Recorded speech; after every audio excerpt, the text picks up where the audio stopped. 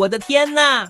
黄色皮筋被红色皮筋牢牢缠住，左也拉不开，右也拉不开。但是只要用力一拉，就能拉出来。放在封闭杯子上的硬币，只要用手指用力一按，就能进到杯子里，而且盖子还没有破，太神奇了！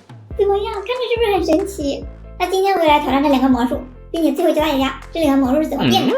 先来演示第一个皮筋魔术，准备2个皮筋。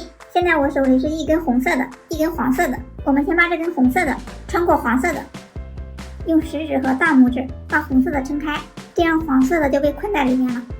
你看，左边是拉不出来的，右边也拉不出来，中间也不行，怎么拉都拉不出去。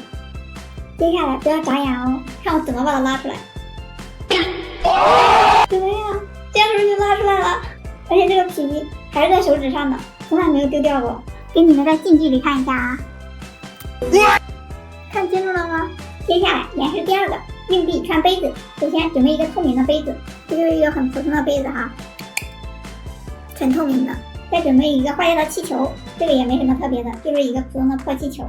然后我们把它盖上，用皮筋把这个气球套住，杯子里面什么都没有。接下来我们把这个硬币放在上面，然后就这样一按，它就会下雨，对不对？按一下啊。这没下去啊，这按不下去啊。再试一次啊。居然进去了，而且这杯子上气球并没有破哎，好神奇呀！想知道为什么吗？现在进入解密时刻。首先是这个皮筋，它和刚才一样的，这个皮筋穿过去，然后这样，这是怎么拉都拉不出来的哈。来，我来慢动作演示一遍啊。这个皮筋你要从后面拉后面这一根，然后往这边移，把这个皮筋放到这个位置，然后把里面这个拉出来。看明白了吗？这个最主要的就是拉的时候一定要快，这样就看不出来了。接下来就是这个硬币穿杯子，这个其实更简单。这个我们前期是这样，就是正常的把这个硬币放上去，然后我们戳是戳不下去的。那我们怎么把这个硬币下去呢？